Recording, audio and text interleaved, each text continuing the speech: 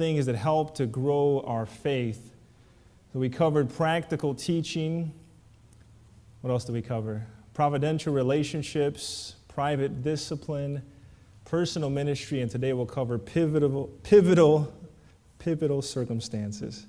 So all these things, the idea is that at some point, early on, Adam and Eve sinned and we disconnected from God. There was this separation, this distrust. And so God has been wanting to regain our trust and regain our faith. And so He allows these situations to take place, these different things, and He would like us to engage in these activities in order to regain that trust and that faith, to grow our faith. Today, as we cover these pivotal circumstances, these are the positive and the negative. And I wanted to have a few members share, and I didn't get enough time. I want to record them and share their experiences. But you know the things that you've been through. You know the situations where something, some calamity, some catastrophe, some family member passed away, or you lost a job, or something happened that you didn't care for very much, but it provided this opportunity, this atmosphere where you had this chance to make a decision one way or the other, and God used it. God used that to draw you to Him. Those pivotal circumstances. And as is often the case, the things that get our attention the most are those negative situations. Those difficult situations seem to get our attention because when things are smooth sailing, we're like, hey, I got things under control. I'm in charge of this ship. We forget who's really in charge. And so those difficult situations help us to remember that God is present, that God is the one that is in control, and they seem to get our attention the most. Back in 2001, I was working at Famous Footwear in Chicago. And so after high school, I had so many jobs through college and different places. I had a lot of experience for short periods of time in different jobs. And so I worked at Famous Footwear, and one morning as I was waking up, my dad was watching television in the living room, and he said, Pete, the news is showing that some plane just hit a building. And I thought, oh, wow, so that's unusual. Some person must have lost, forgot where they were flying the wrong area and lost control, lost their bearing, and hit a building. I didn't think too much of it. And a short while later, another plane crashed into the building. And I was thinking it was like a small plane initially. I thought some guy was just flying his private plane. Well, these are commercial planes. And so as I'm seeing that, and I have to go to work still, and so I drive to work and I'm thinking about what is going on. I get there, I turn on the television and I'm seeing all this going on, the smoke, and you see things falling out of windows and you see all this chaos. And I still have to tend to customers that are coming in, and we're there in the back trying to watch this TV and see what is going on. The world is ending, and I'm here working, selling shoes. Who cares about this stuff? But I still have to keep moving forward. And I remember that following Sabbath of that week where we felt the world was ending, America was under attack. I attended church. At that time, I was attending the North Shore Seventh-day Adventist Church in Chicago, north side of Chicago. And this church could seat about 500 to 600 people, and that place was completely packed out. They had to put chairs in the foyer to accommodate all the people that were showing up. It was standing room only. It was completely full. People, an old Sabbath school teacher I hadn't seen in years that had left the church was there that Sabbath. People I hadn't seen in so long were present that Sabbath at church. There's negative circumstances that take place. C.S. Lewis shares this thought in one of his books. He says, pain insists upon being attended to. Pain gets our attention. God whispers to us in our pleasures, speaks in our consciences, but shouts in our pains. It is his megaphone to rouse a deaf world. You know this is true when you have that aching foot or that back pain. It gets your attention like nothing else. When things are going smoothly, you seem to overlook little things, but that pain God's megaphone to rouse a deaf world. You know, as we look at all these things that we're trying to learn of, these different areas that grow our faith, we say, listen, I like the private disciplines. I like praying. I like studying. I like personal ministry. I like these different things, but I don't know about these pivotal circumstances. I'm not so sure that I want some calamity, that I want some of this hardship to grow my faith. I think I'll take a pass on that one, or maybe I'll take the other 4. But the reality of it is we don't have a choice when it comes to those. We're not in charge of those circumstances. God allows and permits those things to grow our faith. James chapter 1 in verse 2 says this, "Consider it pure joy, my brothers and sisters, whenever you face trials of many kinds, because you know that the testing of your faith produces perseverance or patience. And let perseverance finish its work so that you may be mature and complete, not lacking anything." The Bible says that there are things, as difficult as they may be, there are things that will help to grow our faith. And they are trials. They're those difficult things, things that we would not sign up for if we had a choice, but things that God permits in order to strengthen us, in order to grow our faith. It's a very difficult story in the Bible, and we've used this story different times to prove our doctrine. And it's a story that I've read before, and I had never seen it quite this way. And it's kind of made me a little uncomfortable because I haven't viewed Jesus, I haven't viewed God in this light, but it makes sense when you get through the whole story. It's a story found in the book of John chapter 11. It's a story of Lazarus. John chapter 11. If you have your Bibles, you can turn there. We'll also have it on the screen. The screen is an NIV, New International Version. If you have a different version you'd like to follow along, just read in your Bible. John chapter 11. It says here, "Now a man named Lazarus was sick. He was from Bethany, the village of Mary and his sister Martha." This was Mary whose brother Lazarus now lay sick. Was the one who poured perfume on the Lord and wiped his feet with her hair. So the sisters sent word to Jesus saying, "The Lord, the one that you love, is sick." And when he heard this, Jesus said, "This sickness will not end in death. No, it is for God's glory, so that God's Son may be glorified through it." So right off the bat, Jesus makes this point that there are certain things that sometimes when we have hurt, when we have pain, we have sickness, it can be for God's glory. It can work out for God's glory. And he goes on in verse 5, it says, "Now Jesus loved Martha and her sister and Lazarus." There's a special relationship here. Jesus would often spend time with his family. They'd support his ministry. If he wanted a place to get away, he knew where to go, and it was Bethany. It was that small town where he could just have a little break from the hustle and bustle of his ministry. It was very close to them, and it's interesting when they said, "Listen, this person is sick," they didn't say Lazarus is sick. It says the one that you love is sick. And he knew right away who that was. The one that you love is sick. In verse 6, "So when he heard that Lazarus was sick, he stayed where he was 2 more days." Doesn't make any sense. If you put yourself in that situation, if you have this special relationship, you care, you love for your friends, for your family, and you hear that they're sick, possibly even dying, you do whatever you can to rush to their side. They're in the hospital, even if they're in a different state. Listen, this is a serious thing. I love them. I care for them so much. I better be there in these moments that they need me so much. And Jesus does something completely unexpected, contrary to the way we would do things. He hears that his loved one is sick, and he does nothing. He stays where he's at for 2 more days. There's a desperate need here, and there's no response. And I know you've experienced this in your life through a crisis. You've prayed, you asked God, show me something, give me something. I need an answer, and there's silence. There's silence. And you wait, and you wait.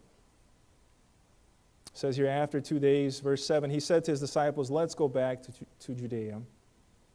And they talk a little bit. They said, listen, we were persecuted in that town. Let's avoid that thing. And he talks about traveling at night and all that. And in verse 11, he says, after he had said this, he went on to tell them, our friend Lazarus has fallen asleep, but I'm going there to wake him up. That's verse 11. We're in verse 12. His disciples replied, Lord, if he sleeps, he'll get better. And Jesus had been speaking of his death, but his disciples thought he meant natural sleep.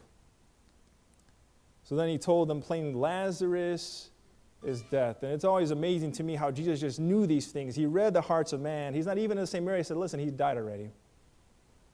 Lazarus is dead. And for your sake, I'm glad that I was not there, so that you may what? So that you may believe. So that you may have confidence in me, so that you may have greater faith in me. But let's go to him. This whole situation, the delay, the trials permitted, so that they may believe. You know, in our minds, it doesn't make a whole lot of sense. We say, well, my God, the God I know of, wouldn't do something like that.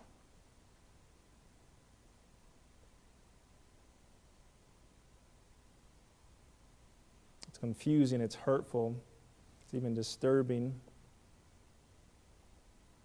You know, when God looks at the grand scheme of things and he sees, listen, I don't like to allow pain. People love to blame God for things. I don't like to allow pain and suffering. Of course, God can prevent anything. He's an all-powerful God. So I don't like to allow people to die. I don't like to have these divorces. I don't like to have all this heartache and pain. But when God looks at everything, he sees all these different things here, and on the other hand, you have your faith. He says, you know what? I am willing to permit these things if it will result in you having greater faith. As much as it hurts him, as uncomfortable as it may be for God to do that, our faith to him is more important than all those things. And he would never do that otherwise, but he understands, listen, if that's what it takes to draw you to me, to save you, to grow your faith, I will hurt, but I'm okay with that. Because your faith is my priority. I've prayed a scary prayer many times in my life. I've said, Lord, save me by all means necessary. Why is that prayer scary? We all like to be saved, say a few words, accept Jesus. We prosper and enjoy the Christian fellowship, good health, and good music and all those different things. But when you pray, Lord, save me, I am a stubborn, hard-headed Christian. I'm prone to sin.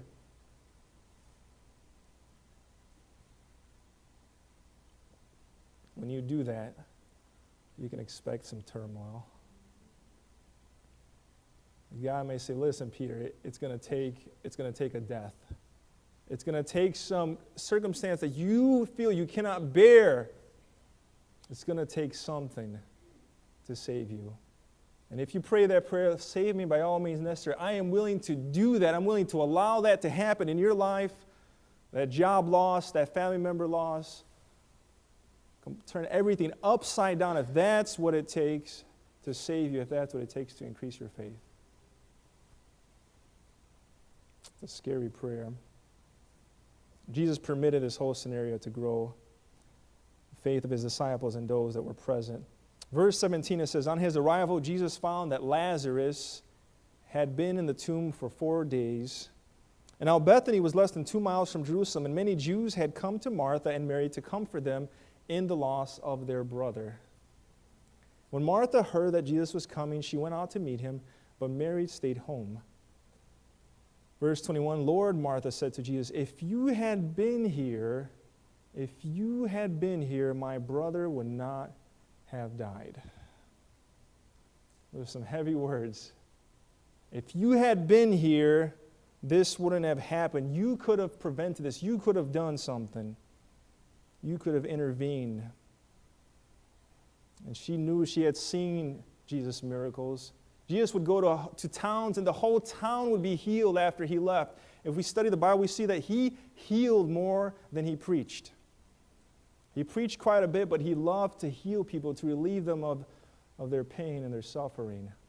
And she saw this and said, listen, you healed this person, you healed people in worse situations. Why couldn't you have healed my brother? If you had been here, this wouldn't have happened. You know, it's one thing to experience loss and there's nothing you can do about it. It's a whole other thing when someone has the power to prevent it and doesn't do it. It's a difficult thing to accept.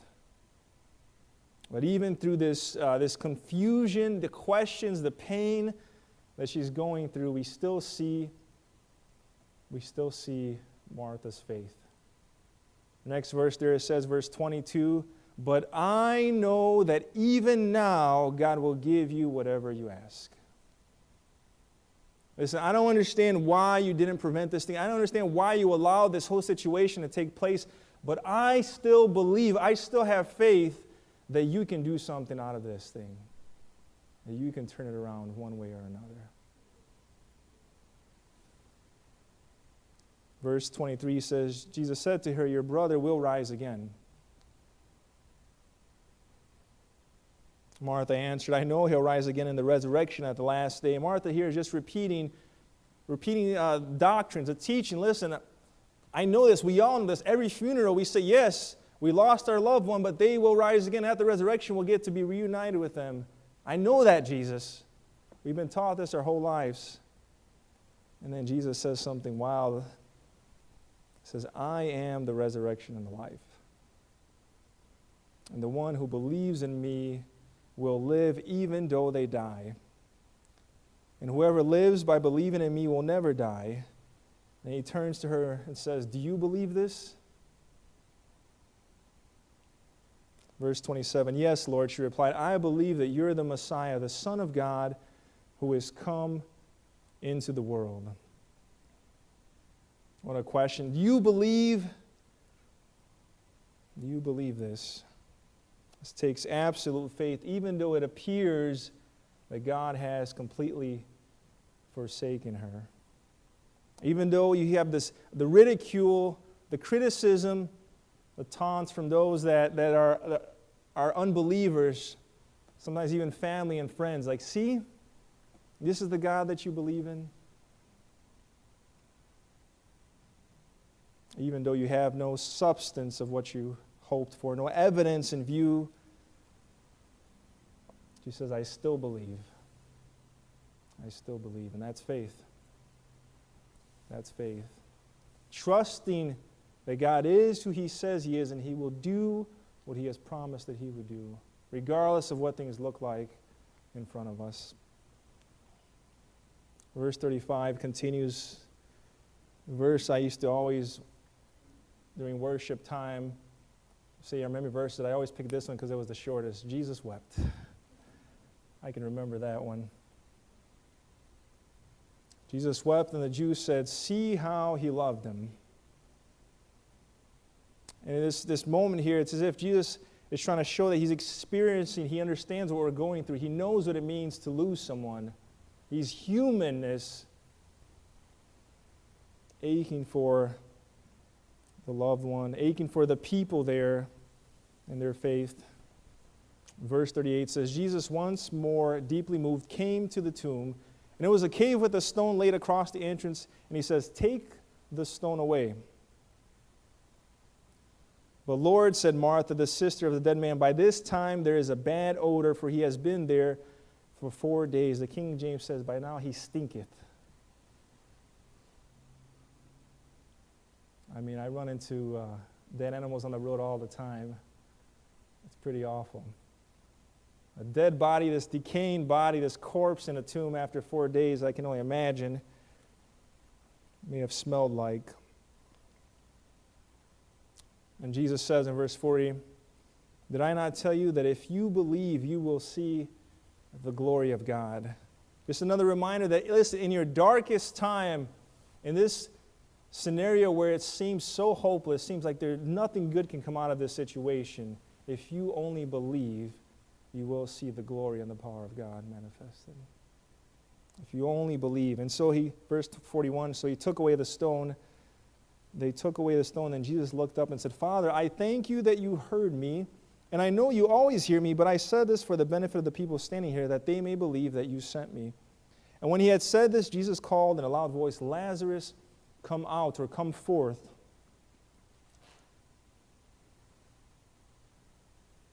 Verse 44, the dead man came out, his hands and feet wrapped with strips of linen and cloth around his face. And Jesus said to them, take off the grave clothes and let him go. I would have loved to have been present at that time.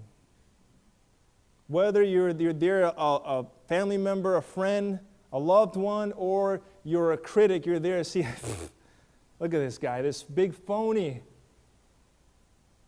He performed tricks other times, but now he reveals what he's really like.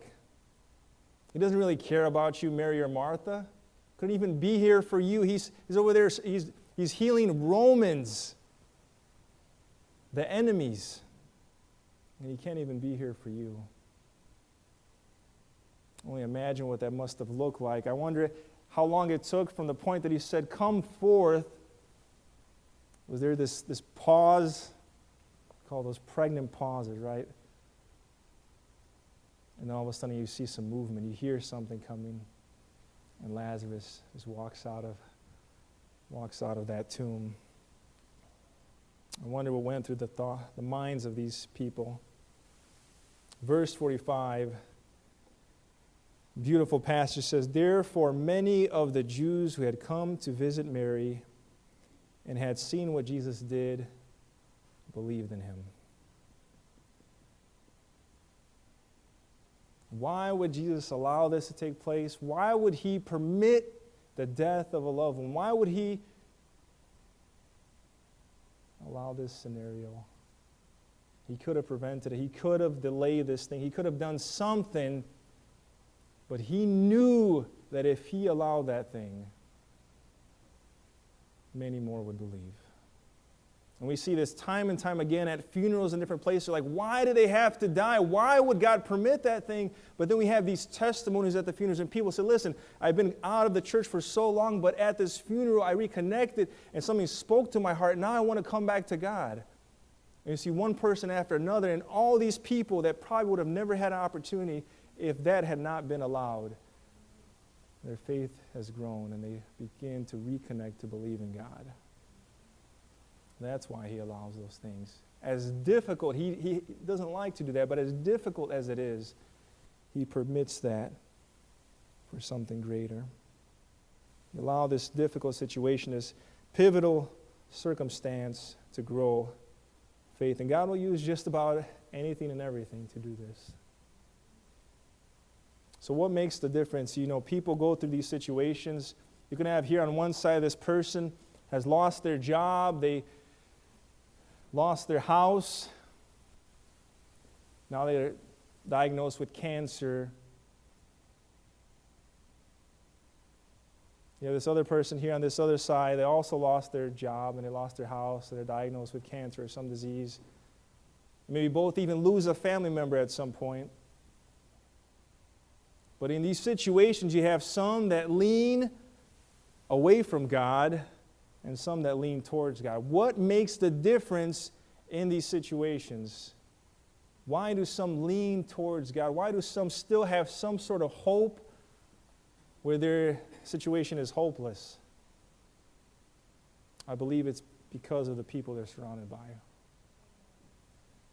You have this person here says, see, I told you God hates you. God doesn't care anything about you. That's why you're suffering. That's why you're going through all this. He has abandoned you. He's a big fake. And on this other side, listen, I know it doesn't make sense. I know you have 1,000 questions. I know you can't see the light at the end of the tunnel. It just doesn't speak to your heart. But I want to tell you that you can still have hope. And they try to frame things, they try to put things in the best way possible in this optimistic perspective. Listen, trust that God is still there. Trust that God still cares about you, and he will see you through this. And those people that surround these two groups is what makes the difference from one that leans away and one that leans towards God. And those pivotal circumstances, all the difference that can be made in this situation. Philip Yancey has said, there's one thing worse than disappointment with God. It's disappointment without God. Listen, go through life. Cancer is no respecter of persons. Job loss, divorce, all those things, no respecter of persons. It happens to everyone. Why would you go through it alone? If you have the opportunity to go through this with God, why not? You can come out better on the other end for it. I don't know. I know a little bit about some of you and the things you've gone through, and some of you may be going through something even right now. The situation that you just feels unbearable. It feels, listen, I'm right here on the verge. I'm at church. I'm even present here today, but I'm about to walk out that door because I feel that God has just forsaken me.